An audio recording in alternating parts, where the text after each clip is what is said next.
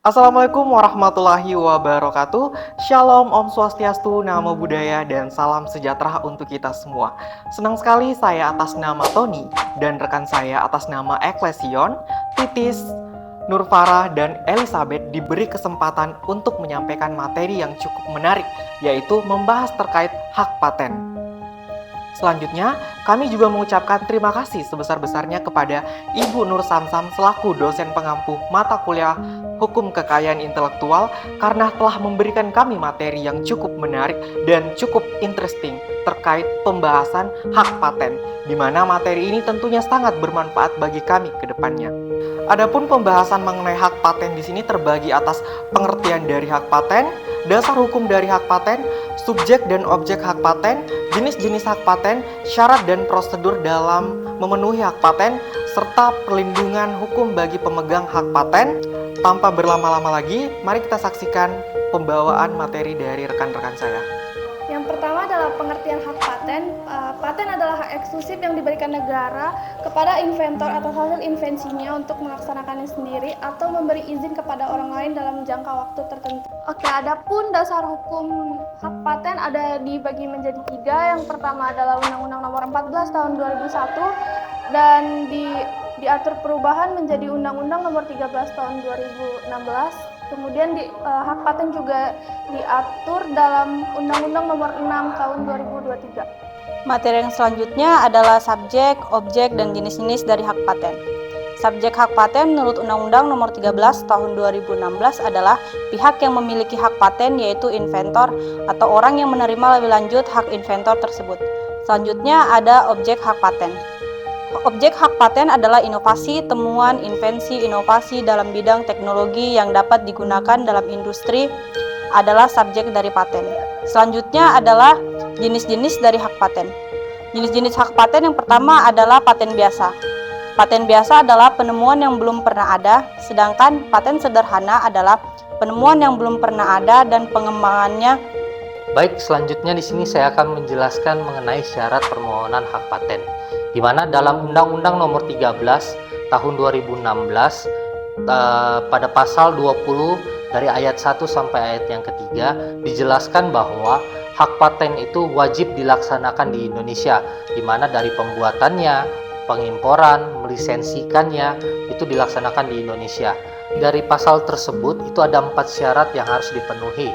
Yang pertama itu surat kuasa khusus, di mana surat kuasa khusus ini mengenai konsultansi yang dimana jika inventor bukan berasal dari dalam negeri melainkan dari luar negeri. Lalu yang kedua, surat pengalihan hak yang dimana jika inventor bukan sebenarnya yaitu pemohon dari hak paten tersebut. Lalu yang ketiga itu surat pernyataan invensi, di mana surat ini berisi mengenai invensi dari inventor untuk mendapatkan hak patennya. Lalu yang terakhir, yang keempat, itu formulir permohonan hak paten, di mana di dalam formulir permohonan hak paten ini ada 4. Yang pertama tentang deskriptif, tentang abstrak, tentang invensinya, dan yang terakhir tentang lampiran gambar dari invensi yang akan diajukan oleh pemohon. Nah, jadi dari 4 syarat ini akan dilanjutkan ke prosedur pendaftarannya, di mana prosedur pendaftarannya itu yang pertama pemohon akan melakukan persyaratan formalitas dari 4 draft yang sudah saya sebutkan tadi, dan nanti setelah dia membuat persyaratan formalitas itu nanti akan diserahkan ke Direktorat Jenderal HKI, yang dimana nanti akan dilakukan pemeriksaan formalitas dan itu berjangka waktu selama maksimal 3 bulan. Dan dari pemeriksaan formalitas itu setelah dilakukan pemeriksaan akan dilakukan publikasi, dan jarak untuk waktunya juga itu maksimal selama 6 bulan sampai 18 bulan.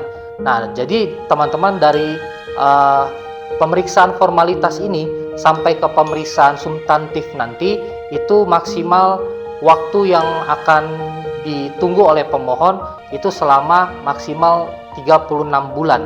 Nah, jadi setelah dilakukannya pemeriksaan substantif, nanti dari pihak Direktorat Jenderal HKI akan memberikan putusannya, dan untuk menunggu putusannya itu membutuhkan waktu maksimal selama 30 bulan. Dan dari putusan yang akan diberikan oleh Direktorat Jenderal HKI ini nanti, itu akan ketahuan apakah pemohon diterima hak patennya atau tidak. Seperti itu. Materi selanjutnya adalah perlindungan hukum terhadap pemegang hak paten. Tujuan hak paten ialah melindungi karya intelektual di bidang teknologi, menjamin kepemilikan hak paten, dan agar investor dapat membuat inovasi terbaru. Selanjutnya ialah penyelesaian sengketa hak paten. Pengadilan niaga dan alternatif penyelesaian sengketa atau litigasi digunakan untuk menyelesaikan sengketa paten.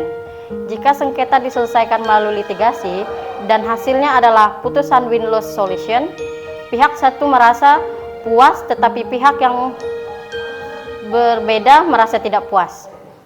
Setelah kita mendengarkan pembahasan terkait pengertian dari hak paten, subjek dan objek hak paten, jenis-jenis hak paten, prosedur dan syarat dari permohonan hak paten, penyelesaian sengketa hak paten, dapat disimpulkan bahwasannya hak paten adalah hak eksklusif yang diberikan oleh negara kepada inventor atas hasil invensinya di bidang teknologi untuk melaksanakannya sendiri atau memberikan izin kepada orang lain. Sekian dari kelompok kami, lebih dan kurangnya mohon dimaafkan. Akhirul kalam dari saya dan teman-teman. Assalamualaikum warahmatullahi wabarakatuh.